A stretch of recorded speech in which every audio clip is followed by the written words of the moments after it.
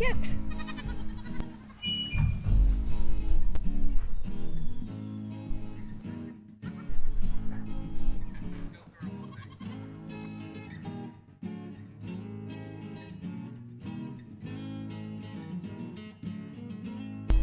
Oh, I think that was everyone.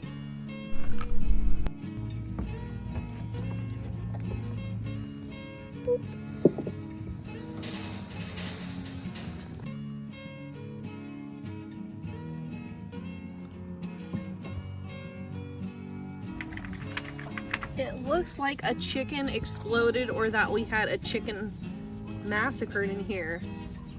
But it's safe to say that none of those things happened. No chickens exploded. We didn't have a predator in our coop last night. It's just that it's molting season. So a lot of our chickens are actually starting to drop their feathers and are replacing them with nice new feathers just in time for colder weather to keep them nice and warm when the temperatures start to drop here. But it scares me every morning when I come out to feed them. I always think that we've been attacked by a predator or spontaneous combustion happened. The really bad thing about when the chickens start to mold and the days get shorter, along with the temperature starting to drop, is that they'll usually slow down in their egg production. Which there's a lot of things that you can do for this. You can start to up their protein, you can put lights in their coops, you can do a whole lot of things to get them to continue to lay through the winter. However, I take a little bit of a different approach. I feel like that's their body telling them to rest. So I let my chickens rest during the winter. They're not pressed to lay eggs for me. And I just wait patiently for spring when nature and everything else start to tell them it's time for them to start producing eggs again.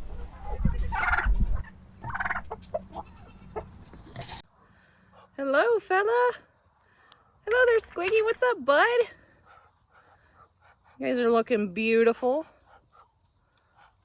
And then we've got these rebellious young ducks up here that I've just been unable to catch to take off those flight feathers.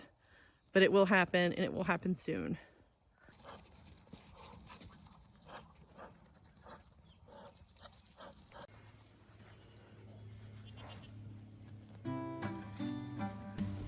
So while we were gone at the HOA conference, our goats had an adventure.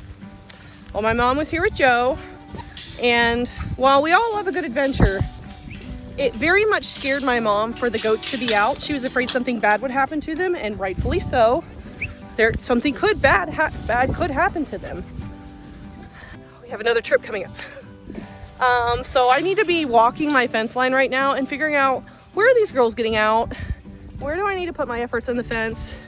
Because really, as a homesteader, whenever you're getting ready to leave your homestead and you have livestock, it's probably a really good idea to go and look at all your infrastructure, look at all your fences to make sure that they're in good working conditions, because that just sucks for someone to come to your farm, to your homestead, and watch your animals, and then they're in charge of having to wrangle all of your animals back up.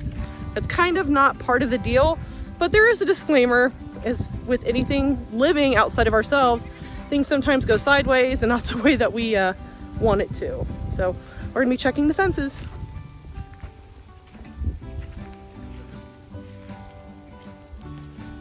Here. Up there, almost Rapunzel's color. Yeah, see, Maybe Rapunzel cannot get through here. I don't think Rapunzel can get through here.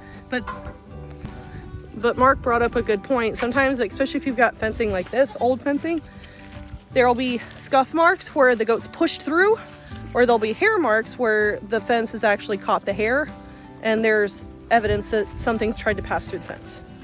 This is one right here that we probably need to redo. Redo all of it. So the story behind this fence, this is a neighboring fence. There used to be cattle that ran on the other side of this fence. They're not there anymore, and we're the only ones running livestock, so you guys can see there's lead ropes to tie things. Then we've got an old futon down here because, honey, that's how we roll on a hillbilly homestead.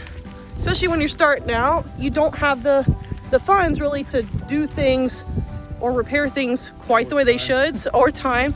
So you kind of use what you've got on hand, and that's fencing, like old panels. That's a gate turned upside down. It is really jimmy rigged. You guys can see like right here. Hey Mo. Hi little Mo, can you move? Can you move? Right here. So if I can get my hand in here, they're probably just pushing right through.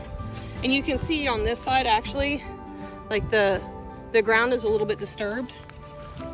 Probably from little hooves forcing their fat little tummies through there, because none of these girls are underfed. They all have nice little tummies. Are you getting ready to take care of it, babe? Yeah. Sometimes this is what we do too, is we just find down logs or sticks to kind of plug the hole until we can actually get there to address it. Because we've got a portion of the buck pen that we're converting to all boards, and that'll free up 2 16-foot cattle panels that will come out here and hopefully help repair small portions of this fence. Really, a lot of it we need to be driving T-posts. There needs to be a lot more done than what we're doing for it. Oh, you can see. And then the goats are great inspectors because they watch what we're doing.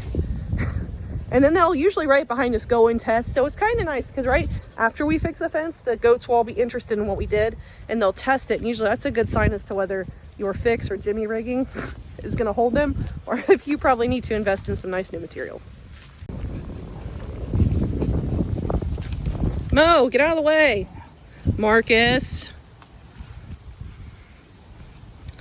Hey, man. Mo's right behind you, so don't just fling it down. Mo. Mo.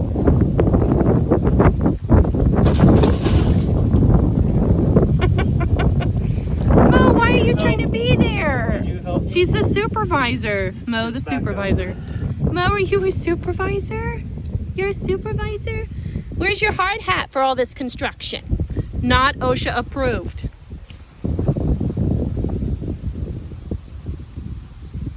It's up there. All the leaves you can't get to.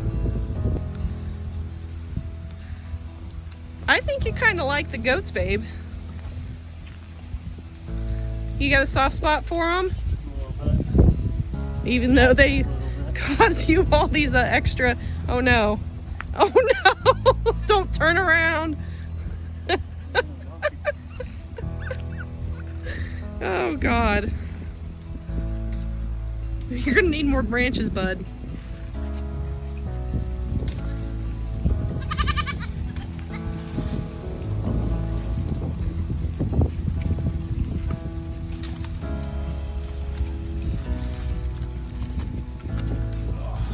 You're so sweet. I usually do most of the brush work.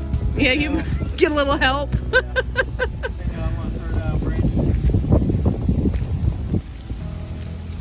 It is a feeding frenzy. It reminds me of sharks. Oh my God. He loves them as much as he acts like he doesn't like these goats. He loves them. Pruning. This is our pruning. Yeah, this is our landscaping crew. Oh my God. Goodness gracious. Worse than a Black Friday sale. Hey, it's almost that time of year. Baby's jumping on the back of the So these are mulberry trees. And they love mulberry leaves. They do.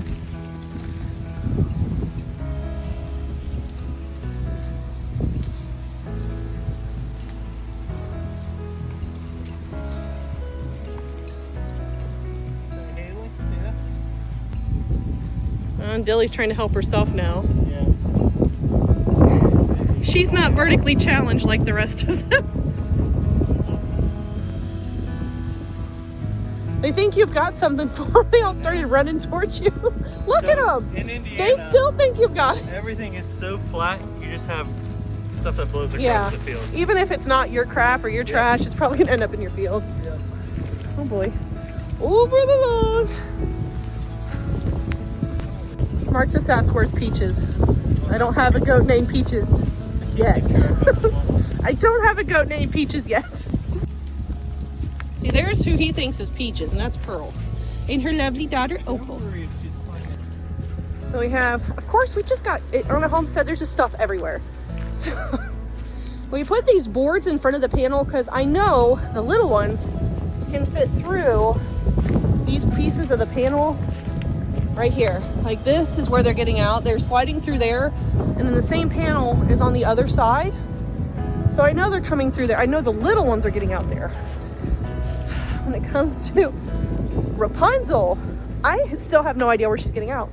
I think Mark was on the right track because where that fence is leaned down on the fence, you can just tell there's a good sag. I think she might actually be doing what Mark said and is using that gate to use it like steps. And that's really dangerous for her. She actually came in last week hobbling. So, and we're really close to breeding season.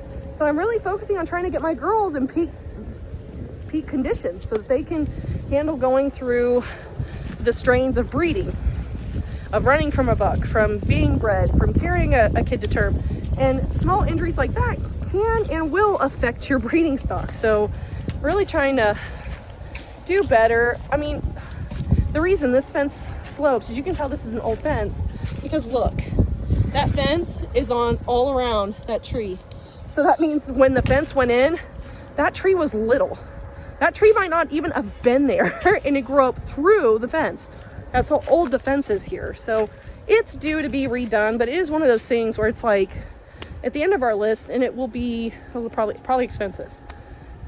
What I would like to do is to do cattle panels and T-posts and run them and use the sturdy trees like this that have been here for a long time and use those as part of our posts. However, that might not work.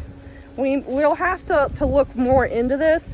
And the reason that a lot of these bigger girls are going to start wanting to get on the other side of this fence, number one, they're going into heat, so they're thinking about getting down to the bucks. But number two, it's fall. The pasture behind me is depleting. Goats are browsers. They don't graze, so they're not going to be grazing a lot of this pasture because some of the weedier, woody weeds that are out here are now gone. But if you look behind me, there's just a buffet of honeysuckle, honey locust, briars, all the things that goats love to forage on. So that's why they're trying to get over on the other side of the fence. And if Rapunzel can get over, she's going to teach my other goats bad habits. The young ones are getting out and doing the same thing over there. I don't know if you guys can tell like where the trees are, but to about hip high, there's no leaves. And that's because the young animals have been getting out and have been pruning on that side. But now they'll move over here because there's more here to offer. You think that'll, oh, see, he's so much smarter than I am. But look at where your feet are. Your feet are right underneath of there. I'm afraid they're gonna get trapped. I know. I'm trying to think if I can pull this up. You can't because of this tree. It's a tough situation. This is a tough situation. She might actually be going through right here, because she could probably get through there and squeeze her fat butt through. And the fence wasn't there before, the gate wasn't sitting here. So we've got sticks and old logs. So What I'd like to do is tie this closer. yeah, I'm just gonna start stacking things up like that in the hole so that she can't go through there, doesn't want to go through there. That's a lot less inviting than the big hole. But this is a problem right here. The good news is that we often keep random pieces of fencing. I have some hardware cloth, I have some fencing that I pulled off of the chicken coop that we can actually cut it in half and run it long ways down so that we actually cover some of these spots. But it's gonna require us getting some T-posts that we have extra of, bringing them out here, driving them, putting fence up. But that's just gonna be a lot more of bringing resources out here. But that's also why we save a lot of stuff from our projects, because you never know when they're gonna be used just to kind of patch and hole up things, especially with goats. They're escape artists. That's probably the only thing I would tell you if you're thinking about getting goats is make sure you can hold water in your pasture, and then you'll probably be able to hold goats. Took that a couple times at the homesteaders of Homesteaders of America. They're like, oh, how you keep them in? I'm like, oh, do you keep yours in? Because we can't. Look how peaceful, babe. Peaceful or a waste of money? As long as they make you happy. They do.